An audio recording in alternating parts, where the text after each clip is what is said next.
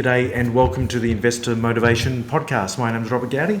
Joined again by Amy Lehman. Hey Amy, how you going? Great, Robert. How are you? Good. It's Friday afternoon. It's late. What are you doing the weekend?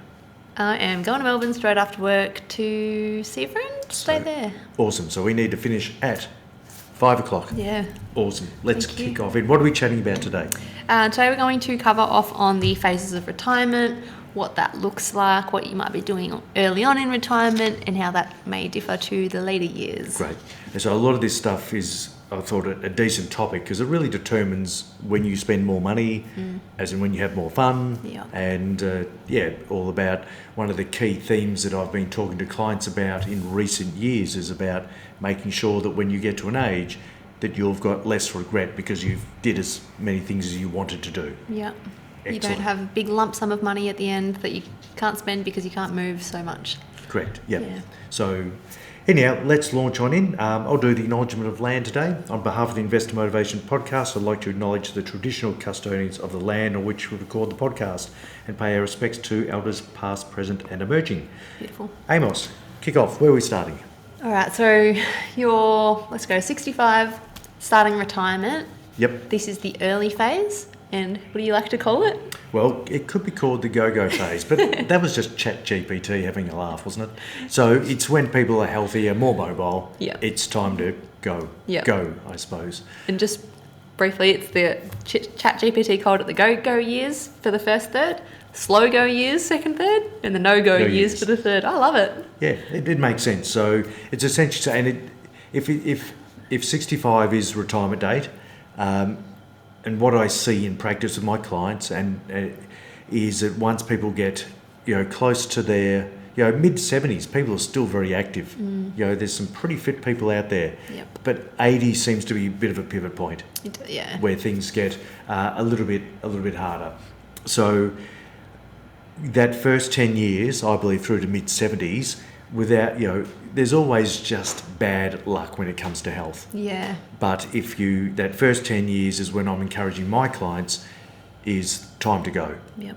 Go years. Yep. And so that's where you do need to do the things you want to do. I hate the term bucket list, but there may be some things that you want to go and do or you want to go and see. And it's those years to do it. Yeah. You don't wait till afterwards. And one of the reasons why I suppose I have focused on this with my clients is during the bear market that we saw a bit over 12 months ago where, you have the clients sitting there and they're looking at their portfolios and it's gone backwards a bit.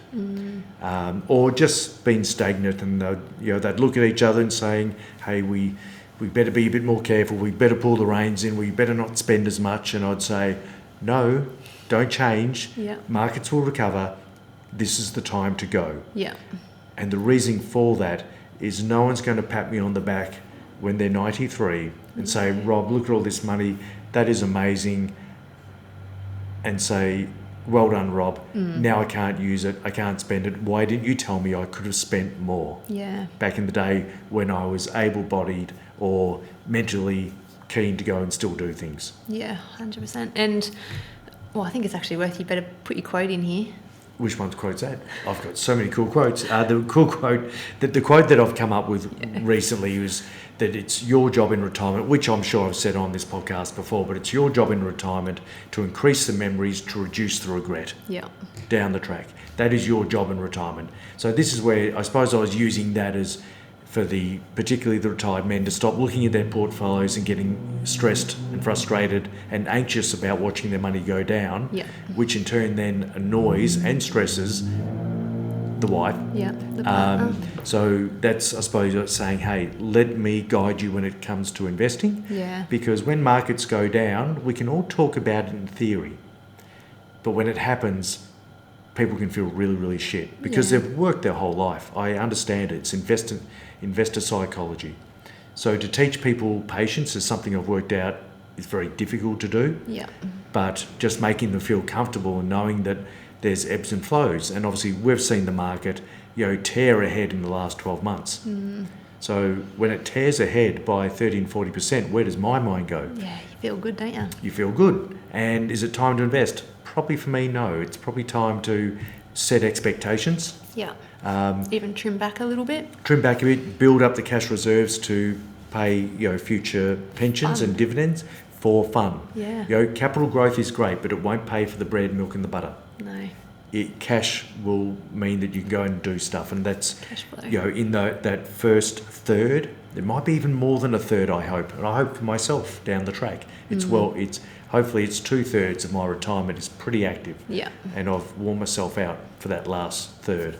Yeah. And because I've had so much fun creating memories. Yep, and it is easier. And we did do a podcast last week on how to feel secure financially, which includes throughout retirement, and it does help to have that few years worth of pension payments there, so that when times are tough, you don't need to be in a forced sell position when the markets are low. You've got that cash there to keep letting you have fun, and knowing that the markets will recover over time. Yeah, and look, I think some people will call it a bucketing strategy, where you have a big bucket of cash and that's there ready to go when required. Yeah. But whatever you call it, I think, and this is where and like last week, we use projectors and we project out over retirement.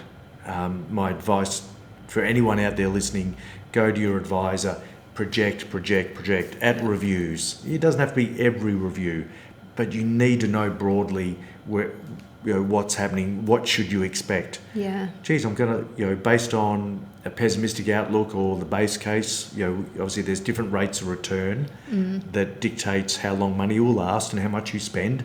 Find that out. Yep. And if you do that, then it's going to give you the confidence. And obviously the key theme of today is in the go-go years, that 60 to mid-70s or a bit beyond, hopefully, that is where you're going to spend the most. Yeah. Because you're going to be out having fun. Yeah. And I think the other thing that I want to impress on people was going out and having fun it's not always big trips overseas. It's also, that might be 3% of a year. It's also what do you do for the other 95, 97% of your year? If you value going out for a coffee with friends and a nice cafe meal or going out for tea, if you value that stuff, that's more your weekly day-to-day stuff. Yeah. Go and do that as well. Do not miss out. Yeah, spend time with the grandkids, take them out to the park, get them ice cream, have all the fun, build all the memories. Correct. Yep. Special occasion birthdays. I'm telling people go down to, we're about an hour and 2.25 hours away from the coast. Go down to Port Fairy, book out some hotel rooms. Tell the kids that that's where we're going for Dad's 70th birthday. We're paying and they will turn up, surprisingly. Yeah. So that's the building of the memories. So in those early years, that's what you need to do. Yeah. And obviously, so you will spend more in those early years. So that can be factored into a lot of the projectors, and I think that's where you need to spend your time, because that gives you the confidence to spend more. Yeah. Make sure, the advisor that you go to has that ability to decrease the payments later in life, because you don't need that flat line of however much money from 65 to 90. Yep. When you're 90 years old, the no-go years, you're really not spending that much, so Correct. You might as well spend it while you're in the go-go years. Correct. And probably the slow-go years, I think we nearly skipped that, but you're going to spend less. You're still going to be at home, but where the other financial impact kicks in is definitely the no-go years. Yeah. And that might be where it's poor health, 85 plus into the 90s, where you can't physically or do anything or mentally be bothered to do much, but you may need extra care at home, and all these things come at a cost. Yeah. And there might be the need for aged care, and in Australia we're very lucky. We've got so many great facilities, but it comes at a cost. Yep. So the planning there is to make sure, and this again, the projector needs to do the talking for us, let the numbers do the talking, to say, well, if both mum and dad need to go into care, which might be 400,000 refundable deposits each, can you fund that when you take into account the house as well as the financial assets? Yeah. Brilliant. So that is, for me, that's really key. Yeah. For those that, I suppose, those early years that people might say, well, geez, I'm not sure about retirement, there might be a transition. How would we handle someone that would progressively get into retirement, Amy, in those go-go years? Well, in the go-go years, if you love your job and it gives you purpose, and that is going to make you happy, that social interaction with colleagues every day or clients, definitely keep going.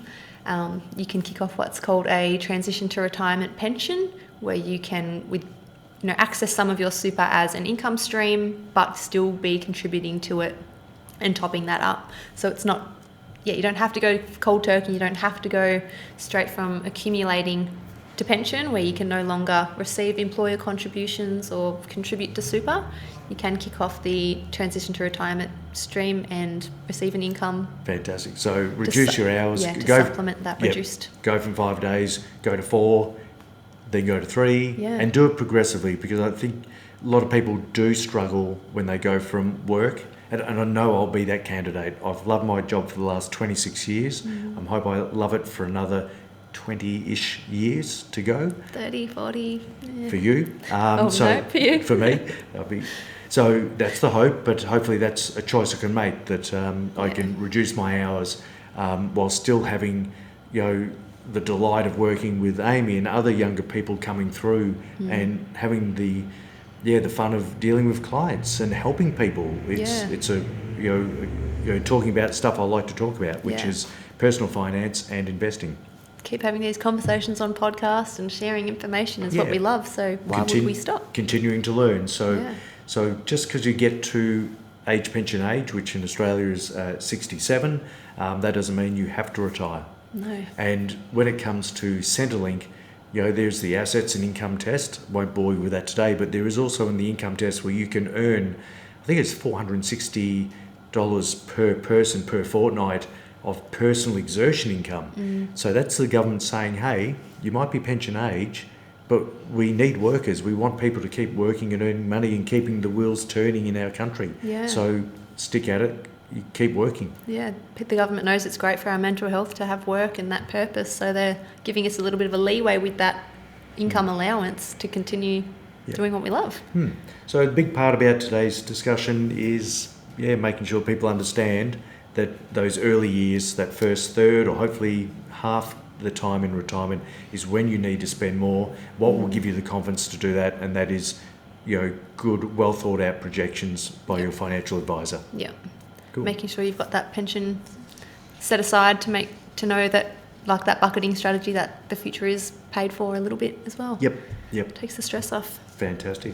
And one thing that I always do, even people that retire even a bit earlier and they may not have received their inheritance, it's a tough question to ask, but I ask, what do you think someone may receive from, their parents' inheritance or anyone that they may be beneficiary of? And